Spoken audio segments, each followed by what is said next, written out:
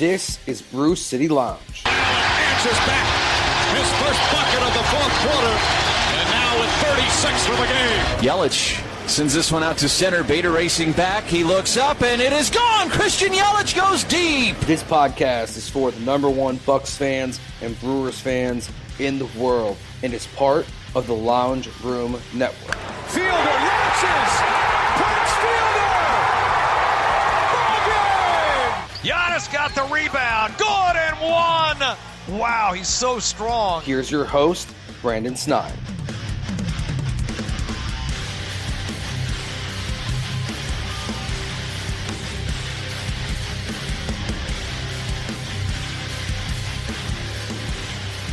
Hey everyone, welcome to another jam-packed episode of the Brew City Lounge. I am your host, Brandon. You can go ahead and follow me on Twitter at Wisco_Brandon. Also follow the show on Twitter at Brew City Pod.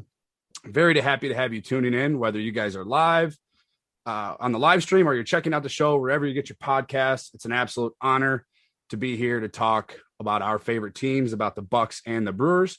Hope everyone out there is doing good. Weather seems to be somewhat warming up out there. So if you are out, have the opportunity to get outside, go ahead and enjoy it. Lots to talk about. Ryan Horvat of 1250 AM The Fan joins me. Excited to get his thoughts on all things Bucks and Brewers. Bucks lose in frustrating fashion Sunday against the Atlanta Hawks. We're going to dive into that. They dropped 3.5 games out of the 1 seed. Brewers had a bounce back weekend after a Friday manhandling by the Cubs. They turn around and win that series 2 games to win. And then we're going to dive into a little Bucks drama because everybody loves drama, as Horvat is all familiar with. As this Bucks team doesn't survive the playoffs, is Mike Budenholzer on the hot seat. So we're going to get his thoughts on that.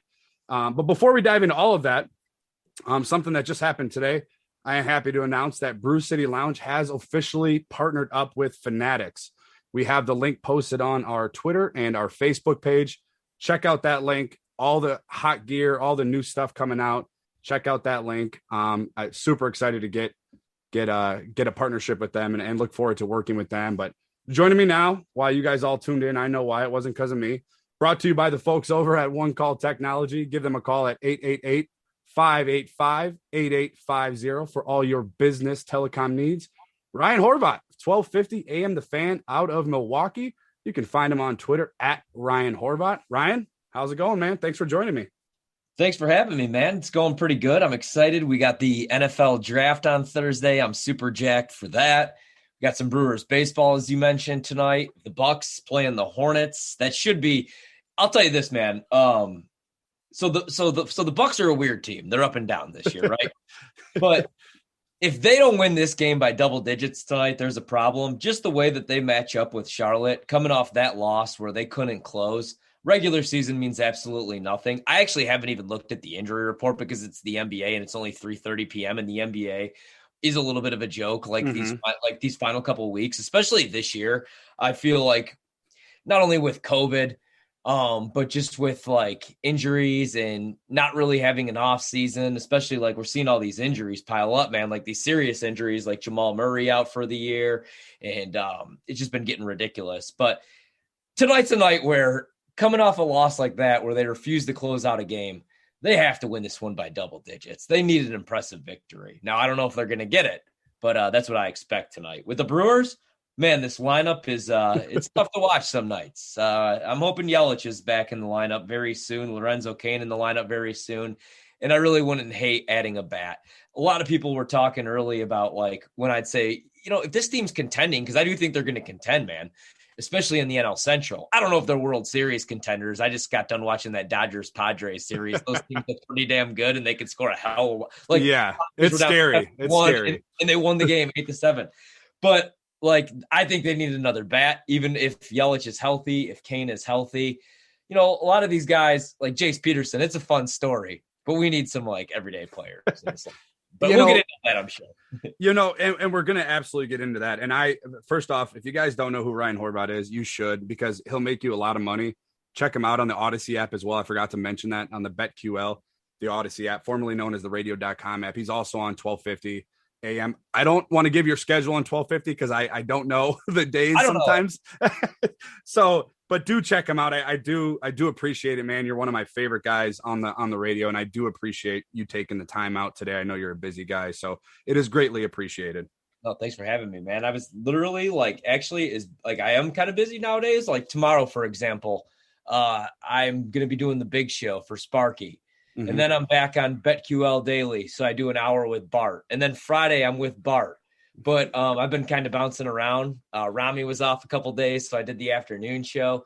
It's hard. Like, I love it. And that's the thing. Like, I was glad when you asked me, especially today, because there's no baseball for an hour and a half and my son wrapped up school. It's a beautiful day out. But we didn't really have a whole lot planned today. And I got way too much to do to actually like go outside and do anything. So this worked out actually. And I'm always down to talk some sports because there's so much going on. Like, honestly, I was just thinking that it's the Kentucky Derby this Saturday and absolutely nobody cares. And I mean, I do. Not a whole lot yet, but there's just so much. There's almost like too much going on with the Bucks, with the Brewers. And then, like I said, with the draft, man, I'm super excited because I have no clue where Green Bay is going. And I also have no clue like where anybody's going outside of probably the top 3 picks. See, I was listening to you this morning and you made a comment that, I absolutely, we all can kind of, attest by. Yeah, we never thought we would live through a pandemic, and you made it because and if you guys don't check out the Bart Winkler show, it's the best conversations you're going to hear. We were talking about Sasquatch and UFOs being real, but it brought me to when you made the comment of we don't know, we never thought we would live through a pandemic. And then I think back like a year ago from now, like what we were doing, and now it's like overload, and it's amazing. I love it. Yeah. And thank God, man, because honestly, like everywhere I look, it's just like people fighting nonstop. Like I don't even go on social media anymore. Every once in a while to tell a funny joke, or like what I've done, man, is I just got notifications for the people that I mean this, like, I just mean like, honestly, everything's a hot take and everybody's always arguing. So right now I care about the draft. I care about, the NBA, the injuries, especially because I do like to gamble a little bit. And then baseball, like I'm all in for the first time in years, because like last year I was turned off by not only the 60-game schedule, but just like all the bickering back and forth between the millionaires and the billionaires, the players. Yeah, it was frustrating. So like now I just set notifications for like Rap Sheet. Like I'm like, okay, and that's what they're going to do. But also there's so much BS going on right now, like because of the draft, like, you know what I mean? I'll tell you this. The San Francisco 49ers did not move up to pick number 3 if they had 3 guys in mind. There's one guy. He said 5 or was it yesterday? He said I said, come on, man. You did that for a reason. I can't imagine it's Justin Fields. I don't know who else. I mean, I don't know. Those guys are great at what they do, Mac Jones and Trey Lance, but I don't know how you go away from Justin Fields after what you've seen in a few years. I don't know. It's crazy. And then you got rumors of the Bears trying to slide into the top 6, top 8, which obviously would impact the division. Have they get their hands on like a Trey Lance or a Mac Jones or Justin Fields, for example. So I don't know. It's great because the NFL's kind of been dried out. We had a little bit of interaction yesterday with Brian Gutekunst and his comments towards Aaron Rodgers or about Aaron Rodgers. And so it's good to get NFL kind of back into it. Now you're in peak season of the NBA. Now these guys are healed, coming back from injuries. And then you got obviously baseball's and getting into their first, the weather's turning a little bit. So it's arguably, I love March Madness. I love the start of football, but I love this time of year because all the major sports are kind of tied in. We just had the Masters like twice in a matter of like 6 months. I know. And then we had it on time. It was awesome. And like I said, I'll be watching the Derby this weekend. I'll be watching the full slate of baseball, NBA. Now I can't wait till the NBA playoffs. Like I said, we got to fast forward to those things, especially for the Bucks, because like I want to see how this ends for the Bucks and then what happens next, because I mean, I love the Bucks, man, but I will be shocked if they just turn it on and all of a sudden are closing out games and they have just – because I love the Drew Holiday edition, and I didn't come on here to talk about Bogdanovich, but I really wish that worked out. Oh, God, that game. You know what I mean? Just because you look at it like, okay, he's not just a shooter. He's everything like that Dante isn't, and I want to love Dante, but until he starts finishing at the rim and gambling so much defensively, it's really hard to do. And, it's like – he takes one step forward, two steps back. It's like he's I know. Paul Abdul or whatever the hell. So I'm going to get right into the Bucks with you because I admitted it last week on my show. I did a solo podcast. I didn't have a guest or anybody. So I had a little bit of talk therapy for myself. I actually smashed my iPhone after, I don't even remember what game it was. I was just so frustrated, and I'm not an angry person. I don't need anger management, but just I had a lapse in judgment there. But I don't know what to make of this team. Like I don't know. You see the first game against Philly and they shoot like almost 70% from 3-point. I mean, everybody was hitting a three. And then they win again on Saturday. Now I get it. You don't have Joel Embiid or Ben Simmons, but like Marcus Johnson said on the telecast, that's not our problem. You know, we handle what we can handle. And then you're going against the Hawks, and nothing against the Atlanta Hawks. Trae Young is out of the game. He didn't play the game for whatever injury. You have the best player, arguably, in the NBA with an 8-point lead going into the fourth quarter. It's so frustrating sometimes watching them. I don't know what to make of them. I don't know. Like they could be bounced in the first round and they could win the NBA finals. And I wouldn't be surprised at either one. I mean, what are your thoughts on that? Cause that's kind of where I'm at. No, honestly, that kind of like sums it up for me as well. And it's like, because, and that's kind of the beautiful thing about the NBA though, this year, to be quite honest with you, because I mean, if you're asking me to pick who's going to win the finals, if LeBron's healthy, then I'm going to pick LeBron. He's going to get every single call and he's got 80 as his running mate. Yeah. But see, I bet all my money on the Nets because if the Nets are healthy, and I don't even know that the Nets need to fully be healthy, they have the three best ISO scorers in the league all on the same team. And I know, like, you know, some people don't love Kyrie, but watch him close out a game. He's ridiculous, man. Mm-hmm. Kevin Durant's one of the best scorers of the basketball I've ever seen. And I'm a huge 90s NBA guy, but like nobody could score the way that KD does. The other day, he comes off the bench and just effortlessly scores 32 points, man. And then James Harden, who nobody could stand. I mean, since he's went there and he's been out, like that's the thing. And now he's had a setback. I think he'll be fully ready for the playoffs, but if he's healthy, he's fully accepted the role as point guard of that team. And he's more of a facilitator now, where if you look at the stat sheet every night, his numbers are ridiculous. 16 assists, 17 assists, 13 rebounds. So he's kind of like bought in, and it's funny. And it's also, that's how the phony NBA works, man, is where James Harden pretty much ate his way. He got fake fat to get his way out of Houston. You know, was averaging like 16 points per game, like in the limited time that he was playing, and then just turns it on. And, you know, that, and the funny thing is he blamed it on the culture, the Rockets culture in the locker room. And it was like, dude, that's your culture. Like you've been, you're the so-called leader of that team. Yeah. I mean, you're getting paid that money. Right. But like, it's hard for me to bet against the Nets, dude.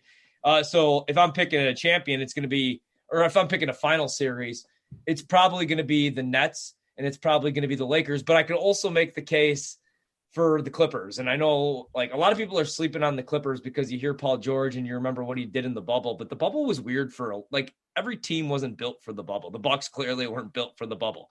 It was like the young teams were built for the bubble. They didn't even get into the playoffs, but the Suns went like 8-0 in the bubble. Mm-hmm. Nuggets had a nice run. They eliminated the Clippers. Some teams like bought into that AAU style, and some teams like the Clippers, you know, with superstars like Paul George, Kawhi Leonard, even the Bucks, man, like it's hard to live on a campus when you're NBA players, you're millionaires. You could do whatever you want. These guys have bowling alleys and nightclubs in their homes, and you're asking them to stay at Disney. Other than my man Steve Sparky Pfeiffer, nobody wants to stay at Disney for more than 1 week. I went last year. I wanted to bang my head into the wall, man. And I mean, I went because of my son. So I did the dad thing, but imagine living there, honestly, for months. So I can make a case for the Clippers just because Kawhi Leonard, Paul George. But going back to obviously what you asked about the Bucks, like I could see them getting bounced in the second round like they did in the bubble if a team catches fire. What if they get a matchup like a team against Atlanta? Because the other night, why I loved the first 3 quarters of that game, even though Trae Young wasn't playing, that game was so physical, man. I was like, this feels like a playoff game. It did. Yeah. Playoff series, and it did. And I'm worried that the Bucks felt that too.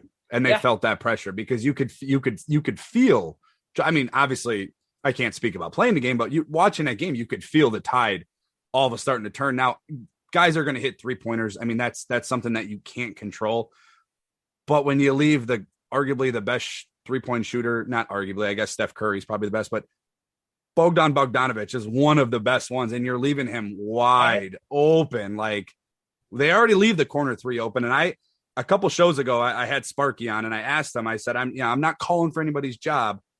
I'm not better at coaching basketball than Mike Budenholzer, but why on God's earth does it feel like every game there's 7 to 10 wide open threes, mostly in the corner? But then you look at that Atlanta game and you see, Bogey hit a wide open shot, and he's just laughing as he's running down the court. Like, yeah, there's so much talent on this team. And I'm with you. You want more out of Dante. And for whatever reason, Pat Connaughton gets playing time over Jordan Nwora and Sam Merrill. I don't understand why, but whatever. I don't know. I look at the standings right now, and I know it's a hypothetical, but if the season ended today, they're playing the Boston Celtics in round one. I don't feel good about that. Dude, absolutely not. The Celtics, and again, I just got done ragging on the bubble, but the Celtics were in the Eastern Conference Finals, and they have Jaylen Brown, Jason Tatum. And I'm not making excuses for Boston, because honestly, screw Boston. But, I agree.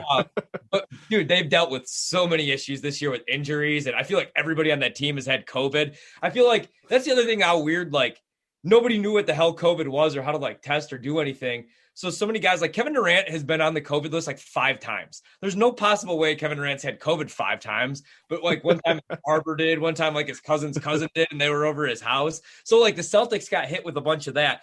You bring up a great point.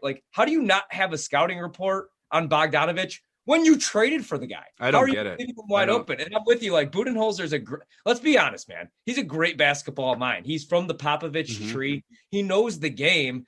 And he's a great coach. He's a great coach with young teams, especially where nobody really expects anything, like what he did in Atlanta. When he took over in Atlanta and they won 60-plus games and they sent 5 dudes to the All-Star game, he put Kyle Korver in an All-Star game. And then the first couple of years, obviously the first 2 years, he did a great job in Milwaukee. Nobody expected that team coming off a first-round playoff exit to the Boston Celtics with Joe Prunty as their interim head coach, win 60 games. Giannis has won back-to-back MVPs. Bud's a good coach. He's just very set in his ways and stingy. He's like me, with my wife, where I do these little things, and I know I should probably change because maybe one day she'll be like, I hate this guy, I'm leaving. But the things I do are little, leave these towels on the ground, even though I'm in a rush in the morning, man. And that's how Bud is. He knows he needs to defend that stupid 3-point line. He knows that Pat Connaughton shouldn't be playing 25 minutes in a playoff game, or who was it last year that Niko Mirotic 2 years ago when he shot us out of the Eastern Conference Finals, and then finally Game 6 gets a did not play coach's decision. So honestly, I'm with you, man. Where I wouldn't feel good against a matchup with the Celtics. There's not many matchups, honestly, and this is crazy to say because it's the East. I don't know that I'd feel – I think, honestly, I'd feel good.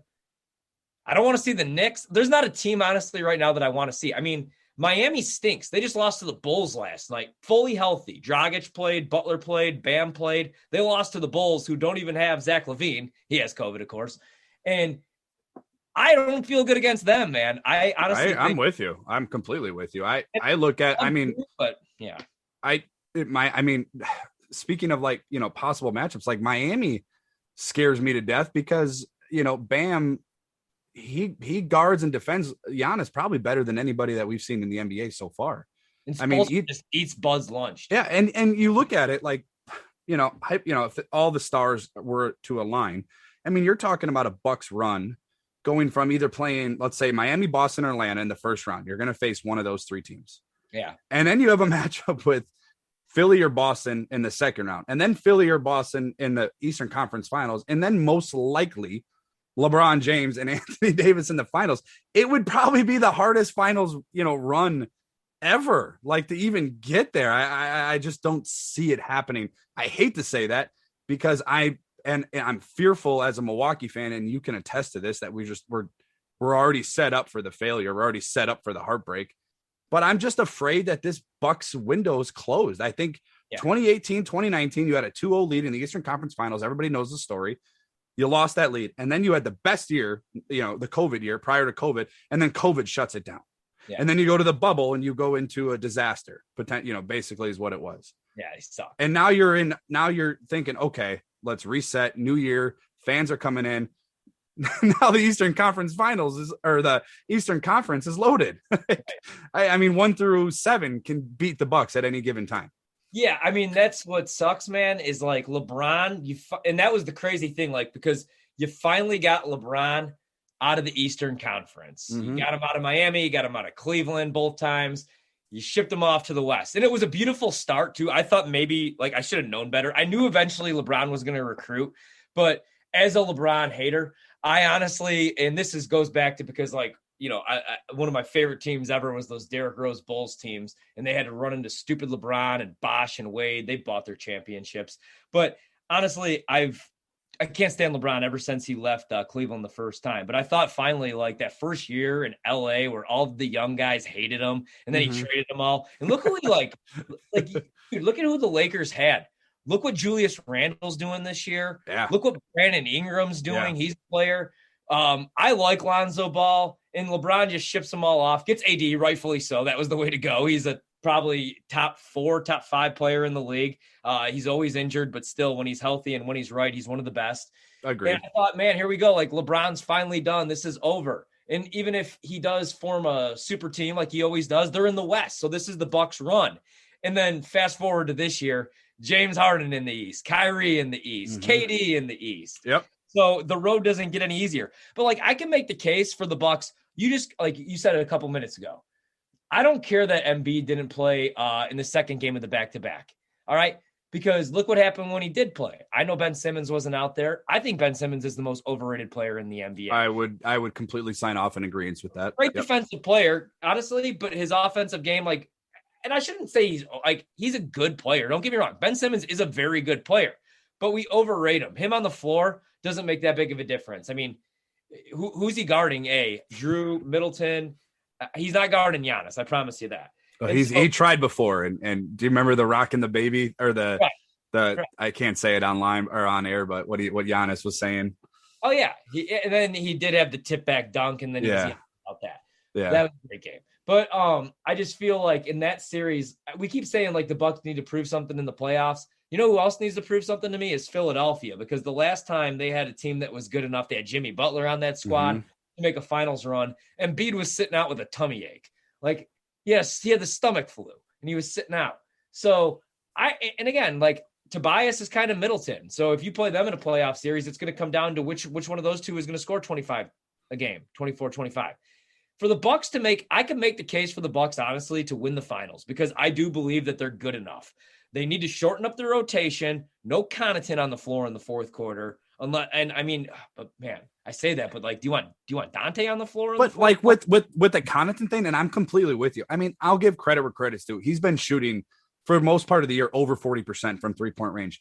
But why is Connaughton going up against that, opposing teams, one of their top scorers? Like, right. Why is Connaughton on Tobias Harris? Like, right. No. Like he was guarding Kevin Durant earlier in the year. Like, why? I don't know. And that's what I'm saying, man. Like, they got to shorten up the rotations, and Middleton has to be Middleton. You can't have those games where he's on a milk carton and you don't know that he's out there. Like, even if he's playing good D and he's facilitating and he has 8 assists and 7 boards in the playoffs, you need, like, I don't care. I don't kill Middleton when he has those nights where he's 4 of 17 from the floor, because at least he put up 17 field goal attempts. At least he shot the ball and he was aggressive. Like, I don't like the games where he's just passive. And that's how it was at first. I feel like Drew and Giannis kind of picked each other's games up really quickly. And I love Drew. I've loved Drew forever, man. I've been talking about Drew way before he was in Milwaukee, that I wanted him in Milwaukee. I love it. But there's those nights where, like, Middleton doesn't really know how he fits in, I feel. And that's why I want to see those 3 on the floor these next couple of weeks, even though the regular season means absolutely nothing to me. It's just because there's nights where, like, Middleton is too, I don't know, he's too passive out there. I want him to be aggressive. I'd rather have him, shoot the Bucks out of the game and at least be aggressive than just sit back and have Connaughton or like, there's no need for Dante to be shooting the ball 13, 14 times in a playoff game. I completely agree. And I believe it was my first show. I had Dario Melendez on, and I was talking to him, him coming on. I was such a Drew Holiday fan. I actually liked him when he was in UCLA, and then he went to, Philly, and then New Orleans, kind of bounced around. And I don't know, the X's and O's as well as there other people, but it bugged me. I said, I asked him, and I asked the, audience and whoever was watching, why is Drew Holiday not initiating the offense? Why is Chris Middleton, who can't dribble, why is Dante DiVincenzo, why are they bringing the ball up and initiating? I don't. And again, maybe there's something behind the scenes with Drew Holiday and Coach Bud, and maybe Giannis wants to bring up the ball, but I'm old school. Get the point guard. You paid him $160 million. Get him, have him bring the ball up, run the offense with Drew, through Giannis, through Chris. And it just seems like they don't know what to do on offense. Like, it just seems like, oh, this possession, Chris Middleton will bring it up. And then we'll have Giannis bring it up. And then everybody clears the paint. Everybody knows what Giannis is going to do at the top of the key. He's going to put his head down. He's either going to get fouled or it's going to get an offensive charging call on him. And everybody knows it. It's predictable. Put Giannis down on the block, run the offense through Drew, through Giannis, through Middleton. And again, I'm not a coach. I know there's probably people out there that are calling me an idiot, but that's how I feel about it, because it just seems like they don't know what to do at times, bringing up the ball and running the half court offense. And that's what, like, I don't understand especially from somebody like Mike Budenholzer, is just like, even like the after timeout, like, plays are sometimes just atrocious. Like, inbound to Chris, dribble top of the key, step back, 75-footer misses the rim, shot clock violation. They don't even, like, they don't really run a whole lot of offensive sets. And I get it. Yeah. Giannis, I mean, that's kind of his game. Like, the point forward, he wants the ball in his hands, makes sense.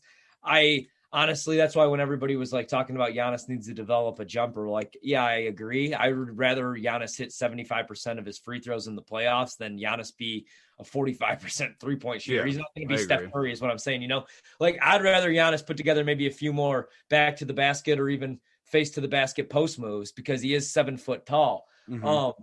And, sometimes, like, we've seen it, like, in the clutch even. Giannis, ball in his hands, slips and falls. I mean, he's a 7-footer, dude. He's like, this isn't Jason Kidd's Bucks team anymore. Remember that experiment where Giannis was the point guard?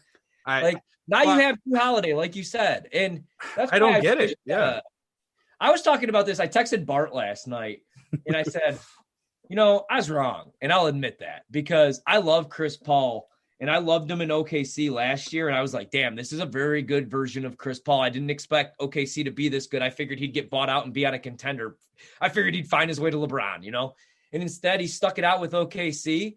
And I said, you know what, though? I don't know if he's going to be able to stay healthy. And then I watch the Suns every night, man. They're my favorite team to watch. They're fun. I love Devin Booker. I love DeAndre Ayton. And look what Chris Paul's done for DeAndre Ayton. Mm-hmm. And I said, man, I was wrong. The Bucks should have done anything they could to get Chris Paul. And Bart made a good point. He said, but what about Drew? You probably wouldn't have had Drew. And I said, I don't know, man. I'm watching the Nets and I'm watching Kyrie, Harden, and Kevin Durant on the same damn team. Honestly, trade the whole damn bench. We'll go 7 deep and make that happen. Imagine, because that's what I love about Drew Holiday, though, is that Drew Holiday could play off the ball and be a scorer. Drew Holiday could play with the ball in his hands, be the facilitator, be a true point guard. Regardless, and that's the other thing I love about Drew real quick, is that he could guard anybody on the floor. He's not going to guard a 7-footer, but he's guarded. You saw it against the Clippers. He'll guard Kawhi. He could guard multiple positions. A couple years back when he was in New Orleans, the year that unfortunately Boogie Cousins got hurt, he shut Damian Lillard down and they eliminated Portland in that series. And that's how good of a defender he is. He's one of the best defenders in the league. Imagine, though, Chris Paul, Drew Holiday, Middleton, Giannis, and Brook. Hell, imagine Drew Holiday, Bogdanovich, Giannis, Middleton, Brook. Imagine that. I don't care who's on the bench. I'm with you. I don't think it's even a conversation. Yeah, absolutely. And it kind of segue into another question I wanted to ask you. And I brought it up to Sparky as well. And all right, you look at Chris Middleton, he's got, averaging 20.1 points a game, 5.9 rebounds, and just over 5.5 assists per game. That's great. I mean, I think that's really good. Obviously you got Giannis, 2-time MVP, Defensive Player of the Year award, and then you got Drew Holiday. In your opinion, and it's kind of a 2-part question, who is the number 2 after Giannis, and does it matter? Because you could have maybe one night Drew, maybe one night Chris, but you're always going to have, you know what you're going to get out of Giannis. You know what you're going to get defensively and offensively. And I love Drew more. I said my answer, and I'll just give it to you right away, was Middleton, because of the ability to create. And when he gets hot, he's one of the best, shooters in the NBA. But then I kind of sat back and I was like, I don't know if it really matters, because there's times where the matchup favors Drew Holiday. If he's going up against a smaller point guard, same thing, so I don't know. kind of, do the Bucks really need a number two? You know who the number two is in LA, the Lakers, obviously, Anthony Davis, but that kind of seems like it goes back and forth as well. So maybe, and then obviously in Brooklyn, I don't even know how many games they've all been on the court together. It's kind of hard to figure out with all their injuries, but is it something that, in your opinion, and you watch more sports than anybody, is it something that matters, or is it something where we're like, okay, we got Giannis, this, player A needs to be the number two player? No, it's a great question. And I mean, it's like, that's why I like Drew with the ball in his hands in the fourth quarter in the final couple minutes. But also you make a good point on it may be different every single matchup. Like, let's say, especially like just a bad example that I could use really quick would be playing against the Clippers in a final series, because you would have two lockdown perimeter defenders in Paul George and Kawhi Leonard. So then you'd have to pick and choose your matchup almost at like who's on the other guy. Like, if they're shutting down Middleton and making sure he's not rolling off screens, then Giannis has to take over, or maybe Drew has to take over that night if he has, I don't know, Reggie Jackson on him or something like that. So I think it's different for every matchup. But I mean, even in that game against Phoenix that they end up losing on that BS call, I think that might have been when I broke my phone, actually. I believe now I think it is. It absolutely is. Yes, the Devin Booker foul. Sorry. Go ahead. I'm sorry. Yeah, no. That's what I want to see at the end of games, though. They were actually drawing up offensive sets, and you had Middleton hits that big clutch three. He rolls off a screen. But Middleton didn't have to have the ball in his hands, and I loved it because Middleton still is sloppy with his handles, man. Like, he still is prone to dribble off his foot. And I love Chris, and I'm not saying that he can't, because and also, like, look at the assist numbers. He has good court vision. He can facilitate. But if I could have the ball in Drew Holiday's hands in the fourth quarter, especially against a good defensive team in the playoffs, that's what I want. That's why Bledsoe is no longer in Milwaukee, and you brought over, Drew, because Drew's the guy that you want with the ball in his hands. But again, certain nights, man, I'm going to want Middleton to be the guy that's aggressive out there, especially when he's hitting his shots. And especially, let's say you get Boston in the first round, Middleton's the number two. Chris Middleton against Boston, I mean, he owns the Celtics. That's a nightmare matchup for them. And I don't understand why. I don't either. Jaylen Brown on his ass the whole time, all around, but they just won't do it. So, I think that's a matchup where he's your number two. Hell, I think he's your number one in a matchup against Boston. Even that playoff series loss a couple of years back, he was the best player on the floor. He was. Giannis out there. He was. And then there's going to be certain matchups where teams just don't have an answer for Giannis. I think Giannis could, honestly, is tough and is physical as a team like New York is, the Knicks. I feel like Giannis would just dominate them, especially if you look at what some opposing centers and power forwards, bigs have done against them the last couple weeks. Ayton had like 15 boards against them last night. So I feel like that'd be a matchup where he's clearly your number one. Then there's going to be some like where example A would be if Drew Holiday was on any other team and he was playing the Bucks, he'd be the number one because opposing point guards kill the Bucks, man. Always. As a gambler, I play point props every single night. Anybody plays the Bucks and Bogdanovich every single night that he plays against the Bucks. He's always going to go over 19 points. So then Drew would be. So I think it all is just based off different matchups, because I feel like, with Drew coming over and just like, because this was Giannis and Chris's team, I feel like Drew being the point guard of this team kind of now has to become the leader. I feel like you want Middleton to believe he's still the number two. Does that make sense? Yeah, it kind of has. Like, hey, man, I got to take over tonight. You want Chris to believe that because I feel like Drew is like really like confident, man. He's like, I'm the man. Yeah. Giannis is like, I'm the man. I'm the effing MVP. Chris is like some nights like, I'm a bad dude. Some nights he's like, duh. I don't know how to explain it. Like, it's like, dude, wake up. Are you like, are you a fake? And I'm going to make a weird analogy, and it's something that kind of just, went off in my brain. And I know you'll understand, and anybody that's a Packer fan will also understand. And it may be, I might be crazy saying this, but and I'm not comparing the two players, but it feels like Middleton has that MVS mentality. If you get him going early, give him some, good shots, get him some good looks early. As the game goes on, he gets better. And it seems like, and it's crazy to think for a guy that's making max money, that's what you have to do. But it feels like almost when Middleton's hot early, you know, okay, boom, you know, we're going to get 25, 30 points out of Middleton. But then when you go into halftime and he has 4 points, you're like, okay, what's going on here? Like, so it feels like, you know, watching it as a fan, like, okay, get Middleton going early, get that confidence going, kind of how we as Packer fans deal with MVS, kind of the same type of thing. You know, maybe Bucks draw it up a couple early plays for him. He gets in rhythm, because once he's in rhythm, once Chris Middleton is in rhythm, he's really hard to stop. I mean, he's a 6'8" guy. He's got a big frame and he hits tough shots. But it's like, get him going early and then see what you got. Because it seems like when he's not hitting anything early or even attempting, I mean, I think the game against Atlanta, he had 4 points I think going into halftime.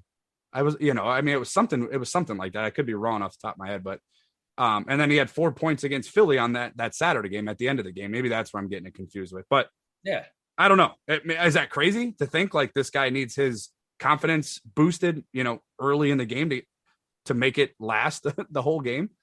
Right. And I mean, and that's the thing. It's kind of like, it is like MVS, man. It's almost like you just want to get him a couple touches, get him a couple looks early. And maybe that's something that Bud should work on. Maybe that's something that, you know, Drew should get him going early. Is, you know, that's kind of goes back to what I was saying about like Chris Paul making all of his teammates better. You know, some nights maybe DeAndre Ayton needs those touches, or if Cam Johnson's hot off the bench, you're getting him open looks like the other night. So yeah. And it's also like, if you have like a quarterback, you know, usually it's with young quarterbacks or quarterbacks that are making their first start. Like, you give them a couple easy completions to start the game. And that's what I feel like sometimes they should do with Chris. Get him those touches early. You know, like, you know his spots on the court. Let him get to his spot.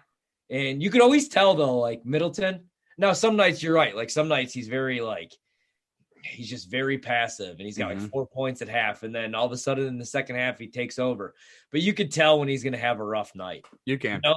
You really can, though. It's like the turnovers or the missed shots, and you could tell he's just in his own head. I like the nights where he's super aggressive. Like, I love what we saw earlier in the year where him and Giannis were going back and forth. I was like, how about that? Like, I love those stories where Chris and Giannis, because obviously, dude, they've been here the longest. Like, back in the day at practice, they didn't necessarily love each other because both were just trying to kind of like stay in the team. To stay in the league. You know, now they're all stars and one's an MVP. But I like the back and forth. Like, that is, and you know, you don't want it like it's like a troubling situation where guys end up hating each other, like Kevin Durant and Russell Westbrook. But I mean, look at like what it took to play with Michael Jordan, man. He punched Steve Kerr in the face. Now, obviously, we don't want violence between our guys, but sometimes you have a little back and forth like that in hoops. I mean, anybody that's played basketball knows that that's what you do with your teammates. And like, yeah, so I like seeing that. I like aggressive Chris, I guess is what I'm trying to say. I'm with you, and you would like to also see. I mean, we could sit here and nitpick each player. You would like to see Drew kind of have that same thing. I feel like Drew's still trying to, and I think he's getting better as the season goes on. But I think he's still trying to feel his way on this team and kind of figure out what his role is. He knows who he is as far as a player. He knows what he brings on the court and off the court. I just think he's just trying to figure out, okay, where do I fit in with Giannis? Because when they play that pick and roll, I mean, it's almost impossible to stop. I mean, if you lob it up to Giannis, obviously you're gonna like the rewards. And then Drew Holiday is as tough as they come. You know, anybody that's played against Drew Holiday, you know, Kevin Durant, Paul George have all come out and said, like, he's a tough dude, like offensively and defensively. And you would like to see Drew kind of take that step as well, or somebody step up. Like, when you start off on a slow night. You know, obviously against that first game against Philly, everybody's hitting a three. You're up like 20-5, with 2 minutes into the game. You know, okay, that's fine. But Atlanta, you're up 8 going into the fourth quarter. I want Drew or I want Giannis. I want somebody saying, okay, this is what we need to do. You know, be the voice. And maybe they are. I could be wrong, but it just seems like they get in that half court set, and it's just like, okay, let's scramble around, and then okay, Brooke, throw up a 40-footer. You know. Then that's the other thing that drives me nuts. You know, it seems like they just don't know what they're doing, and they're going to be tested right away. We all know that. Going into the playoffs. And I guess I'll end the Bucks segment. We'll move on to the Brewers, but I want to ask you, the Bucks don't get to the Eastern Conference Finals or the finals. Is Mike Budenholzer this coach next year? Yeah, it's funny because like when I did, I was on BetQL Daily and we had Bobby Marks on. from ESPN, former GM, and I asked him that question, and I was like, what would the Bucks do? Because, they're kind of, you are obviously, you have Giannis, you have Drew, and you just committed to both of them financially, and then you have Middleton, most likely he's not going anywhere. I guess if you were to try to add some new pieces, or if you were going to break up the core, I would assume Middleton would be the piece to go. But again, I don't think they're trading Chris Middleton, but I know they're not trading Drew Holiday. And I know Giannis isn't going anywhere. Right. And Your core is locked up. Yeah. Like, who else is gonna no offense to Dante, but I mean, you almost got rid of Dante and should have got rid of Dante. I mean, no offense to Dante, but right, and he's back. Yeah. For Bogdanovich, I mean, it worked out. So, or didn't work out, I should say. So I feel like there's not a whole lot they could do with the roster, and that's kind of what Bobby Marks said. He's like, I guess the next thing to happen would be, if you look historically in the NBA, the coach is to go. You fire the coach. So I don't know, because then we heard John Horst, though, a couple weeks back, or maybe that was last week. I'm losing track of time, man. It was something around there. It was right around there. Committed to him, or Bud's doing a fantastic job. But again, that means absolutely nothing. We heard that all the time. I mean, we heard Brian Gutekunst say Aaron Rodgers is our quarterback for the foreseeable future. Some people believe that means he's going to finish out his contract. Some people believe that means, well, if Aaron Rodgers wins MVP again, he gets to stick around. But if he stinks, or even has a year like he did 2 years ago, maybe you move on to Jordan Love if he has a good preseason or something this year. So, I feel like it's a great question.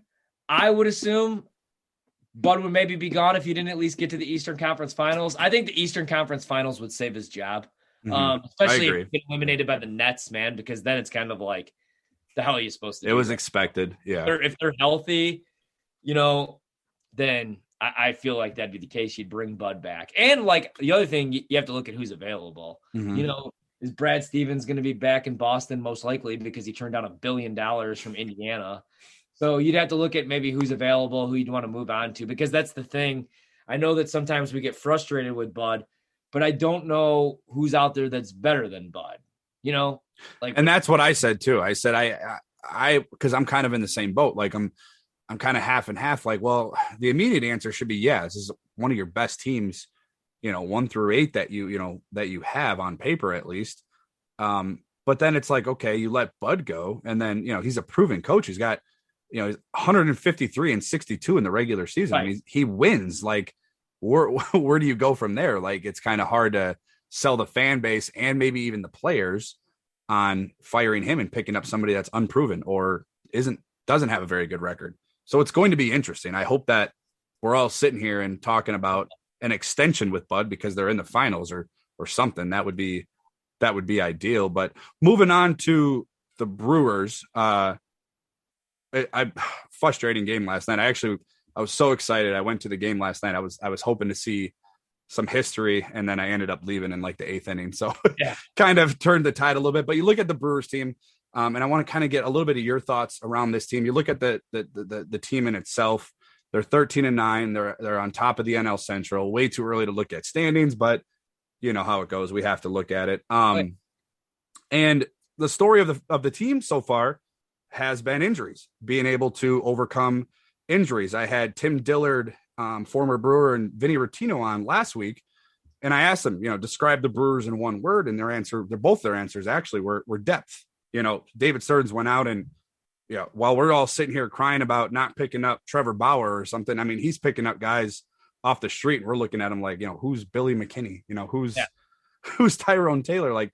So I don't know if you caught the news today. Manny Pena is now on the 10-day IL with a broken thumb. Yeah, that's brutal.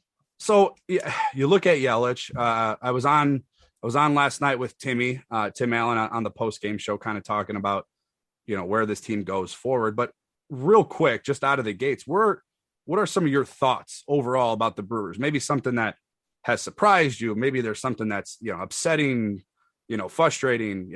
What are some of your thoughts?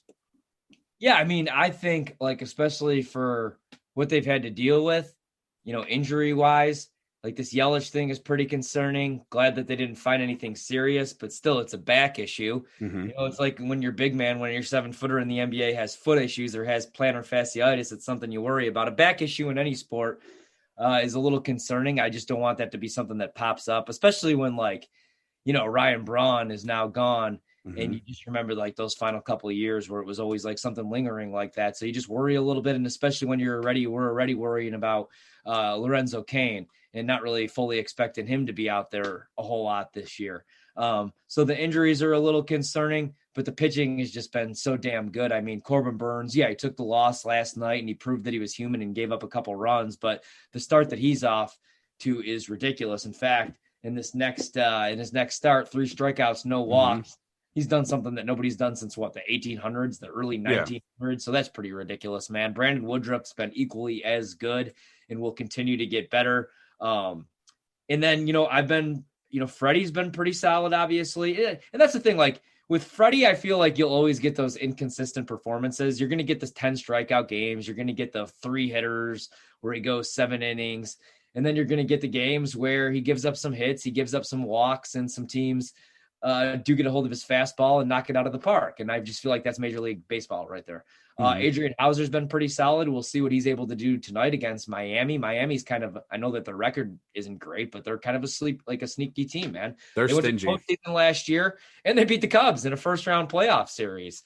It was a weird year, but still, they did it. And that was a better Cubs team, too. So, my early thoughts are just that I do think that the Brewers are going to win the NL Central. Not really a homer pick. The Cardinals have the flashier names, but if the Brewers can stay healthy, and again, I just feel like pitching is what wins in Major League Baseball. I think that that's been proven in the postseason, especially the last couple of years. Now, last year, I mean, the Dodgers kind of have it all. They have the pitching and the rotation. So that's why I can't really label the Brewers as World Series contenders, just because the Dodgers are stacked. They're going to win 105 games this year. Yeah. Minimum. If they don't even have to try right now. Right. And then you see like the Padres are a damn good team. I expect the Braves to figure it out. I do too. Yeah. I was high on them as well. So with the Brewers, man, they got it. They just like, you need, if Yelich is going to miss time, if Kane's going to miss time. Luckily, you did add that depth. I know a lot of that depth that was added was for, defensive purposes with Jackie Bradley Jr. and Colton Wong. But look what Colton Wong did against the Cubs with his bat this past weekend. You just need guys like that to step up. Every night it could be somebody new. It could be Billy McKinney. It could be Jace Peterson. But at the same time, man, like if this team is, because this is a very winnable division. Like I said, the Cardinals have Goldschmidt. They have the flashy names, but it's a winnable division. So if you have a shot to win this division, like my thing is, any year in baseball, you could get into the postseason.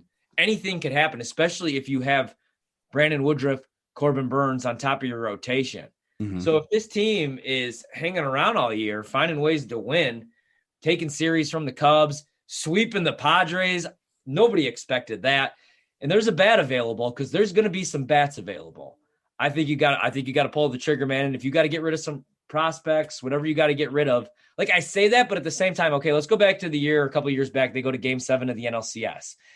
I wanted Madison Bumgarner because Madison Bumgarner is one of the greatest postseason pitchers ever. I mean, he's never lost a game in the World Series, dude. He doesn't even have an ERA, I don't believe. But you realize that if they would have acquired Madison Bumgarner, they would have had to get rid of Corbin Burnes. So while I say that, I want like a Trevor Story. Look what the Rockies are doing. Although now they got people quitting, so maybe they aren't going to just be selling off everything. Yeah, after they, paid the Cardinals to take the Gold Glove third baseman in Nolan Arenado. I was still crazy how that all happened, but. And I mean, I know you're committed to Yelich, and I know a lot of people will be like, well, I'd want to know that if you're going to get said player, Chris Bryant, Trevor Story, any names that pop up, then you're going to want them to like sign long-term. Well, I don't know if you're going to be able to do all that. You got Yelich, on the books. The Brewers are operating in the red. They don't have any money. We're coming off of a pandemic season where nobody was in the stands. We're finally getting people back into the ballpark. But I mean, it doesn't even have to be that flashy of a name, but another bat, maybe 2 bats. A lot of people were saying like, another arm in the bullpen, but I don't know, man, because if Suter could stay right, Devin Williams has been great lately. And I was expecting, like, I knew he was going to be fine, man. He, again, a little bit of a sophomore slump. That's not what I was worried about. He's coming off of an injury. Yeah. Now he didn't pitch much in the spring either. Sophomore slumps though, man. Yeah. If this team's going to win anything, then Keston Hiura is going to have to figure out baseball again. But that's what they need. You're going to need, while it's been awesome and it's always fun when guys like Jace Peterson and, some of these guys that nobody on the planet's ever heard of step up and have, Daniel Vogelbach, a 2-homer, a multi-homer night is always fun. But to win, to be a postseason team, you are going to need some everyday big leaguers. And so if those guys are able to be acquired, maybe you do that. But again, it's going to come down to they got to get healthy because you are going to need Christian Yelich. It's been fun, and they've been winning without him, which is crazy, but you're going to need him. Yeah, and I was talking to Tim Allen about it last night, and the thing that worries me about Yelich, and I'm bringing it up because it just triggered off in my brain. The thing that I'm worried about with Yelich is I deal with chronic back problems, and when he was sent, the two things when John Mororsi or whoever from MLB Network, tweeted out that Yelich was being sent to Milwaukee for an MRI. My first two thoughts were, did they never send him in the first place? Like, is this not something that could have been done like 2 weeks ago? Because He hasn't played since April 11th. So that was my first thought. My second thought was, okay, with the MRI, we're going to know one thing or another. It's going to be really good or really bad. I mean, MRIs are as most accurate image that you can get. So I was like, okay, this is going to be either really good or really bad. We're going to have no Yelich for 6 months, or we're going to have Yelich by Thursday. And then it came back that there was nothing definitive or nothing, structurally, incorrect. And then I thought, okay, well then my concern is, what is it? Like, what is keeping him out? Because April 11th in baseball terms is a long time ago. I mean, you're talking, going on almost 3 weeks. So if it's soreness or tightness, that usually corrects itself within a span of a week or two. But now you're talking about, you're not sure when he's going to be back. I know a couple writers said that the Brewers said they could possibly see him by the end of this week. Yeah. I'm just worried it's going to be one of those lingering, injuries all year where you're going to kind of see the Ryan Braun every Sunday, matinee game off. And it's just, as a guy that you just gave a huge contract to, a certified star in Major League Baseball, everyone in Milwaukee figured, everyone around the world figured Yelich was not going to be in Milwaukee after that year. And to have him here, and we finally have our guy, and now you have a lingering back issue. Yeah. It worries me. And I could be 100% wrong. And I hope I'm wrong. I really do. I hope that when he comes back, he's completely healthy and he's fine. But the fact that the MRI showed that there was nothing wrong, but he still hasn't played baseball in almost 3 weeks, something's not adding up. Something worries me there. And I could be looking too much into it completely, but that's my thoughts on it. No, yeah. I mean, and rightfully so. Like, the last couple of years, there've been some injuries.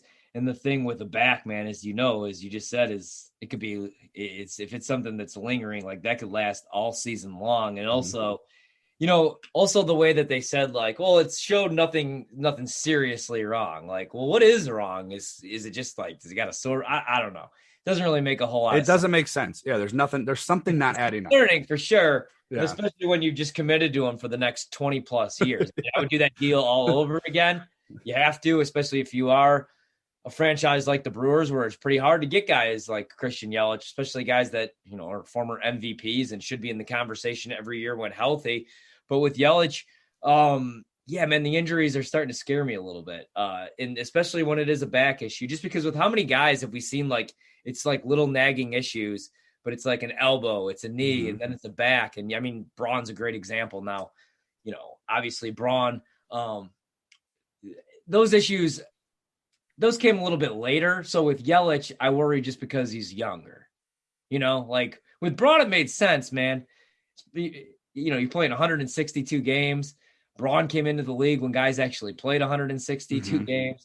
So we know about Braun's history, man. And like sometimes some of those guys that were playing in that era, their bodies started to break down a little bit. Like Pujols isn't, like, some of these guys aren't playing 162 games anymore. So I just, with Yelich, it's a completely different situation. And that's what's concerning, is he's young and a back issue is just nothing to mess with. And it just, especially coming off those fluke injuries, the ones that he's had. I think obviously injuries are a part of it.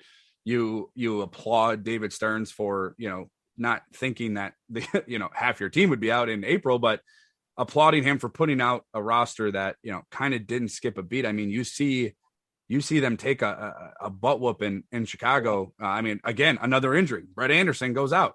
first inning. I don't even think he recorded an out, No. or maybe he did. But and then Josh Lindblom takes one for the team and just gets smoked, for the whole, rest of the game. But then you see them bounce back right away. I mean, that's hard. Baseball is a lot of, mental, know that, and people that played the game know it takes a lot to play baseball. You're going to win a lot of games and you're going to lose a lot of games. And for them to bounce back Saturday and Sunday, Saturday was a close game, and kind of close out that series and then come right back home yesterday and then lose, I tip my cap off to them for, maintaining where they are. And keep in mind as well, Colton Wong also just got back to the team, a few days ago. So that's another guy that they just got back from injury. So I'm hoping they get these guys going. I'm in agreement with you. I had Sparky on a couple weeks ago. I had him predict the season for me. He picked 92. I said 90, and I think that probably gets the division.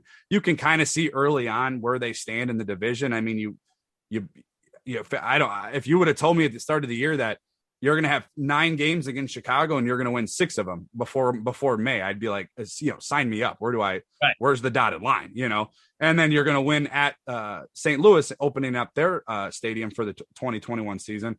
I would have taken that as well. So you kind of see that if they can get these guys right, and it kind of goes with, basketball and baseball are different, but the Bucks have also been in it where, Drew Holiday was out with COVID, and then you had Bobby Porter out with COVID, and Giannis with the knee injury, and they haven't really played together. This Brewers team, we have not seen play together yet. They haven't all been there together. So I think at 13-9, the sky's, the ceiling. Like, these guys have so much potential.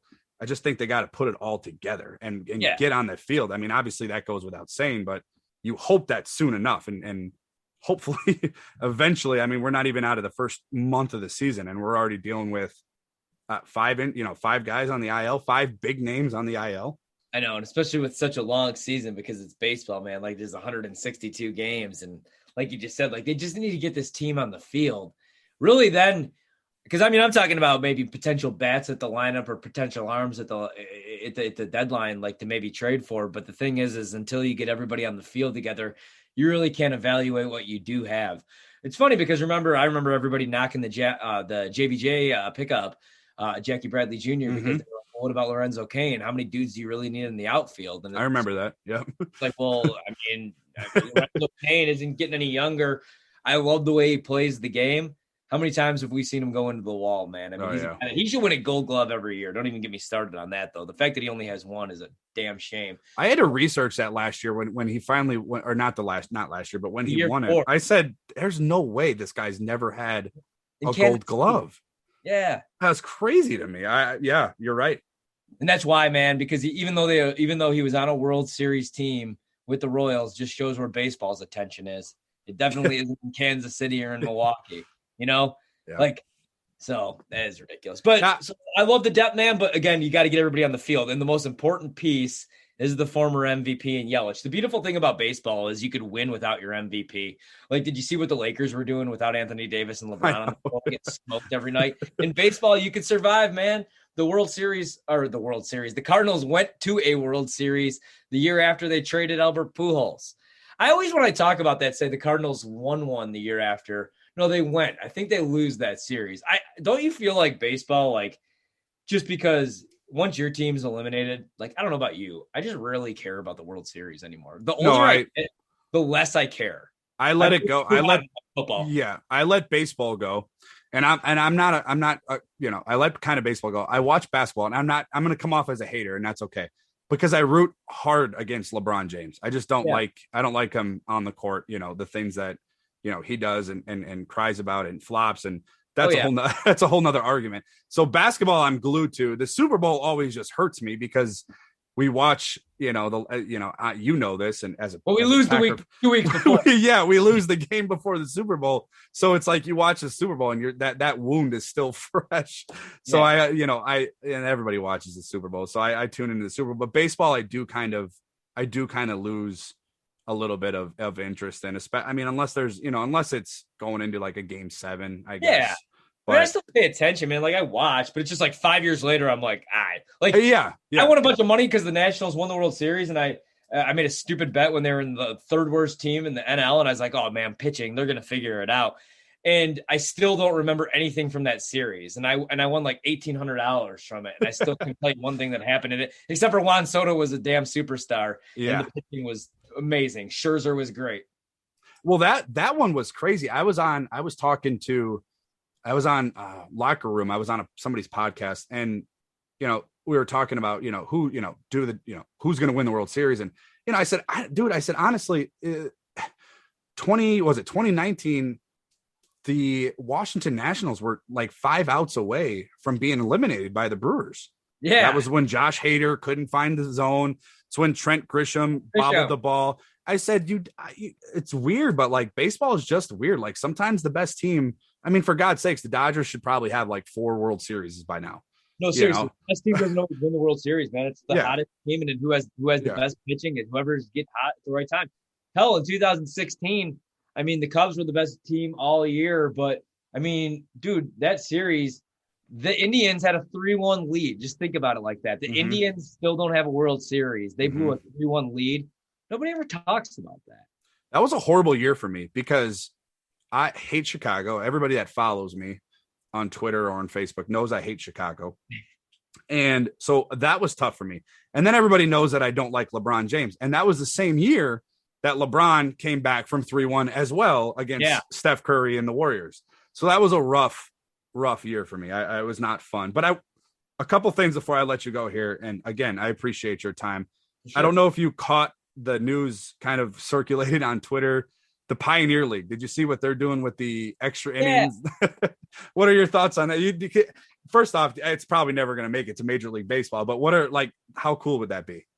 So it would be like really cool for the Pioneer League and for minor leagues. Like if I want to go see a game, and I see a lot of guys. So I want to actually, I need to do a little bit more research. I mean, what is there really more to research? There's a home run derby instead of extra innings, correct? Mm-hmm.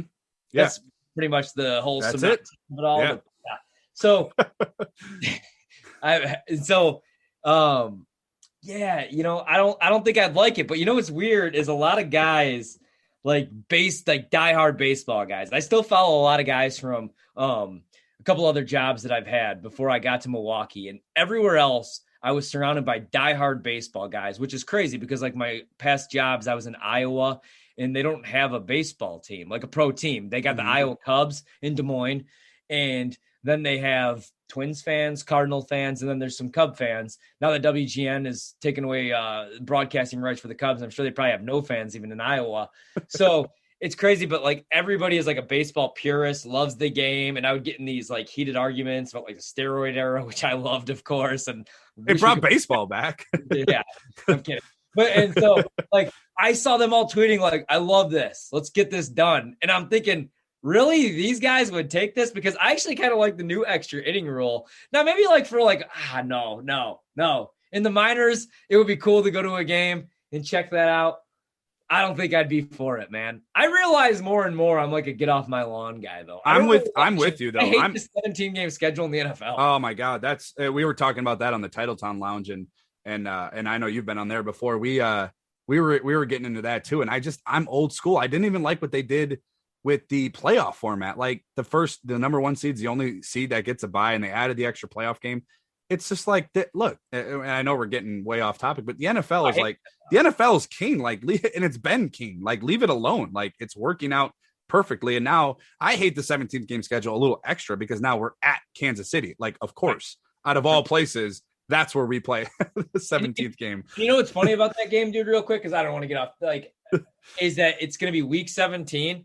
Like, if all goes accordingly for both teams, that game is going to be Jordan Love against who the hell is even Matt Moore, Chris Henne, or something. Henning? Yeah, I think. You know what I mean? Like, I think it is Chad Henning. Yeah. The networks think that they're going to get Rodgers, Mahomes, and they're going to end up with both teams have secured home field advantage, and they're going to end up with that'd be a beautiful thing, like to get Jordan Love. Like, honestly, and again, not too like I can't wait for preseason football, man, because I want to see Jordan Love on the field.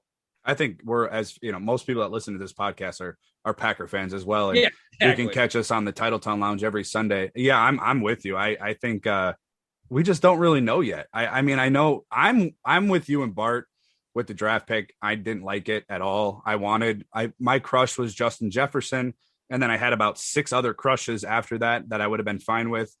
I can't believe we still talk about this pick. And I've talked about it on Titletown Lounge like way too much. And I know you guys field calls and texts and tweets all day about it, but it's going to be exciting to see him on the field, because then we're going to kind of know one way or the other, where that pick was. Because then you look at a couple teams, and I brought it up to a friend of mine. I said, I didn't like the pick. In fact, I hated it. I thought it was awful.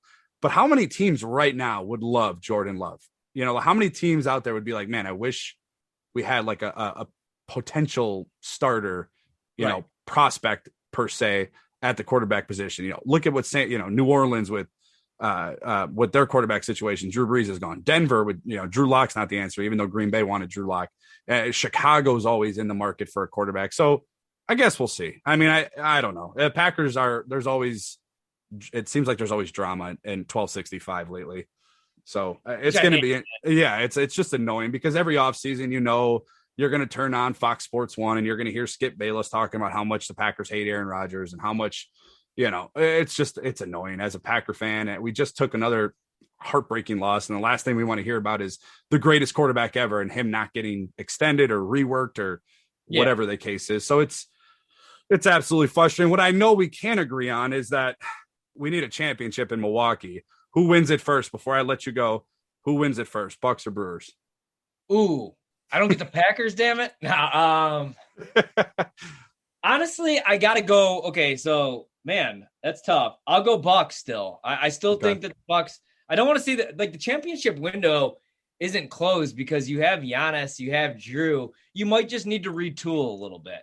Yeah. Again, man, I would not be shocked if the Bucks made it to the finals. I'd be a little surprised just because they continue to struggle to find ways to close games.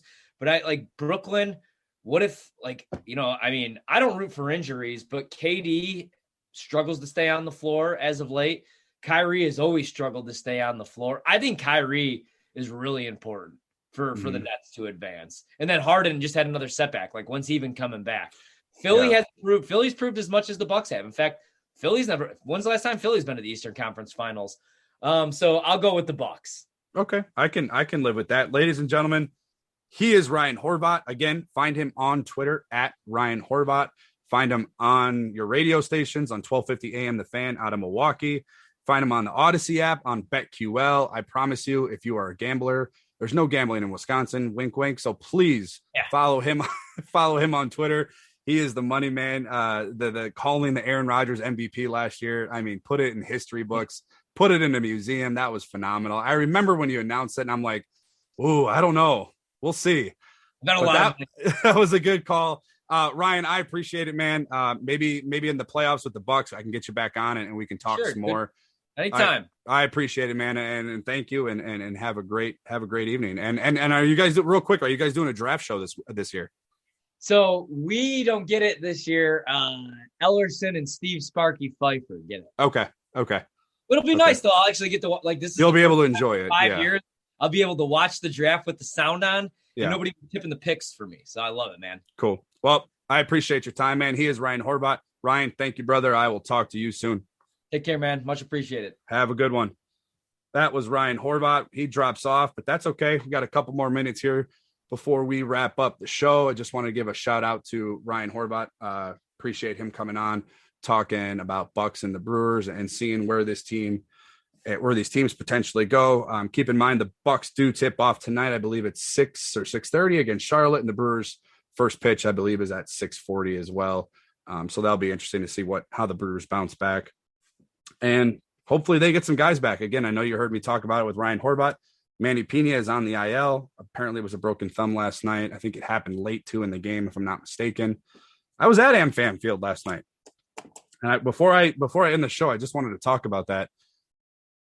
I've never sat in the left field bleachers before. And with the social distancing, with nobody behind you, nobody in front of you, it was absolutely wild last night.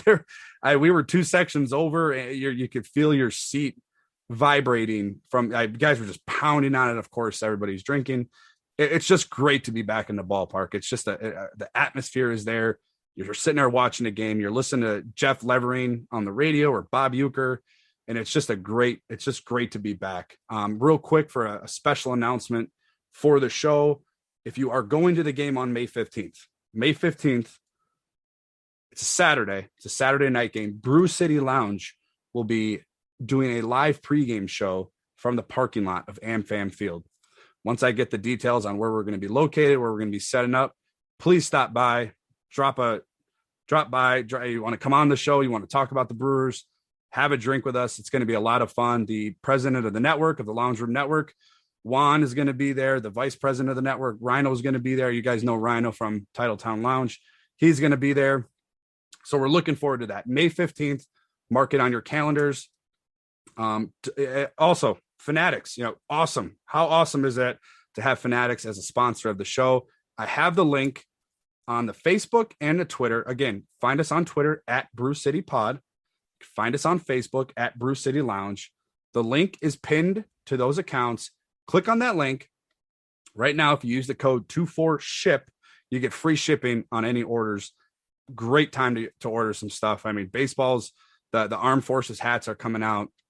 NFL's got the draft hats coming out. So get on there, get on that link, click on it. I promise you it is going to be worth your while, and we appreciate all the support. That'll do it for today's show. Again, thank you to Ryan Horvat. Thank you to you guys.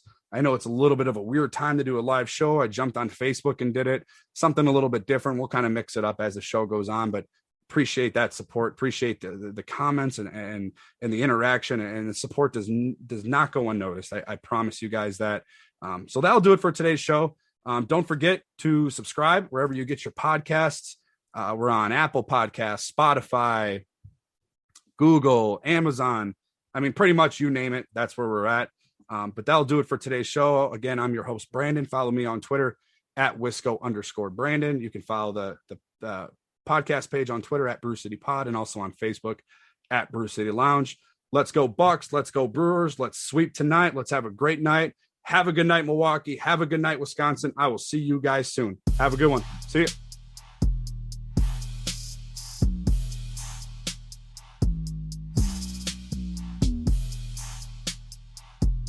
Hey guys, as always, thank you so much for tuning into the Brew City Lounge. If you need to catch up all your Bucks and Brewers, please tune into our social media pages. Follow us on Twitter and Facebook at Brew City Pod. Also, don't forget, subscribe and download wherever you get your podcasts, Apple, Spotify, Google, and more. Thanks so much.